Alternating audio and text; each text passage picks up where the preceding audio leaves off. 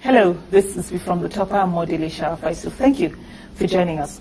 On our first edition of 2017, we talked about infertility with renowned infertility expert, Professor Oladapo Ashiru. And that has turned out to be one of our most talked about editions in recent times, apparently for different reasons. But one of the issues thrown up by that interview, and which elicited a lot of reactions, was how childless women suffer discrimination and stigma. According to World Health Organization data, more than 180 million couples in developing countries, that's about 1 in 4 couples, suffer from primary or secondary infertility.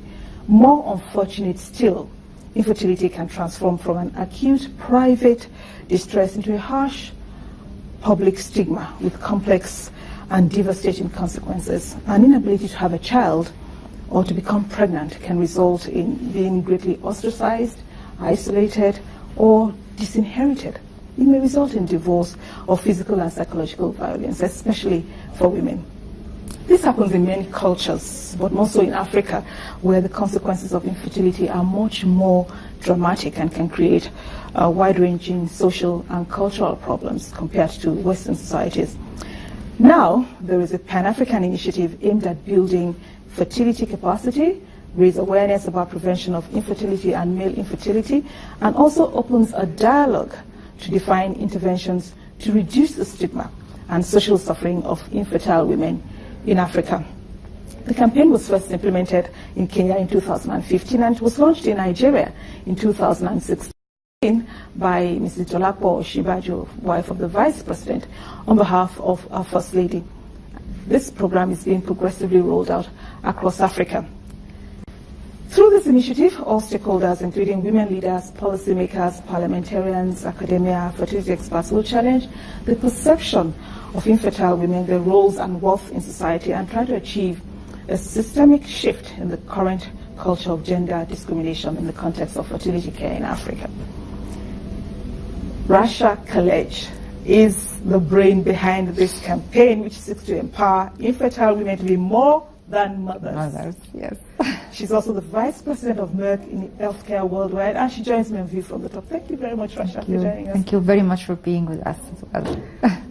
Here is a quick biography before we settle down to our conversation. Rasha Kelej was born in February 1972. She holds a degree in pharmacy from Alexandria University, Egypt, and an MBA from the Robert Gordon University, Scotland.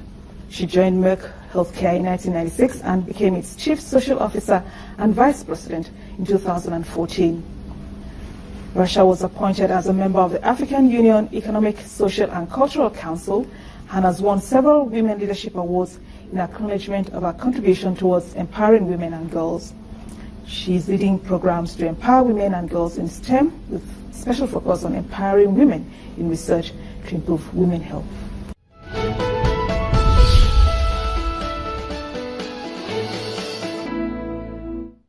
Let me start by asking you, in many cultures, women are deemed incomplete without children.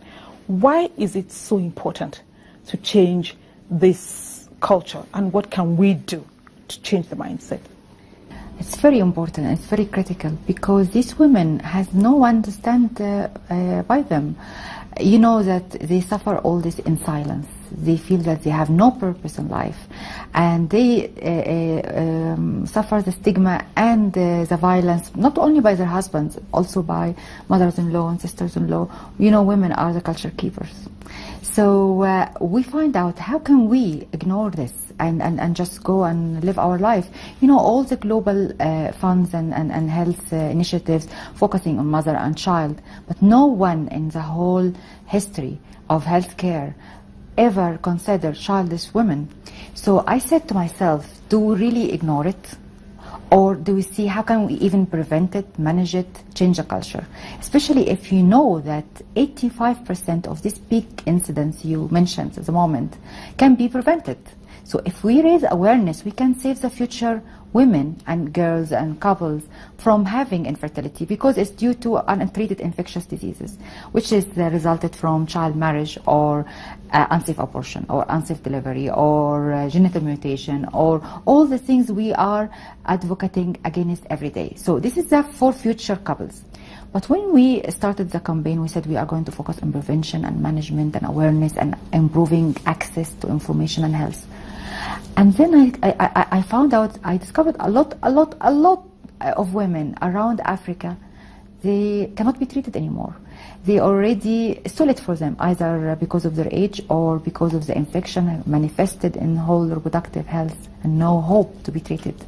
They shared with us their experience, which you can find in our YouTube channel, all the stories of suffering and stigma and mistreatment and the violence you can imagine.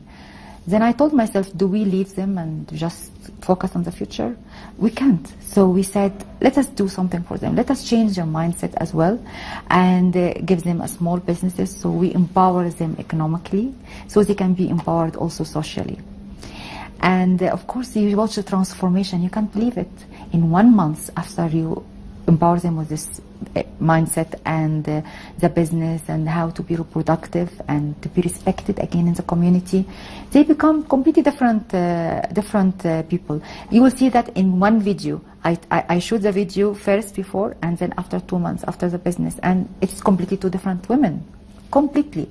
So this is one of the angles of the initiative, but also building advocacy in partnership with media like yourself.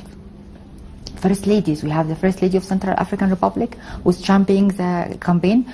Also the First Lady, Mrs. Buhari of Nigeria, she's also championing the campaign for Nigeria. So, and we have a lot of other First Ladies who already started to approach us to implement Merck More Than a Mother in their country. Them speaking and building advocacy and how to respect women and consider them as human beings, whether they have children or not. This will change the mindset. Especially when you look at men, they are always blaming the women for infertility and never themselves. Although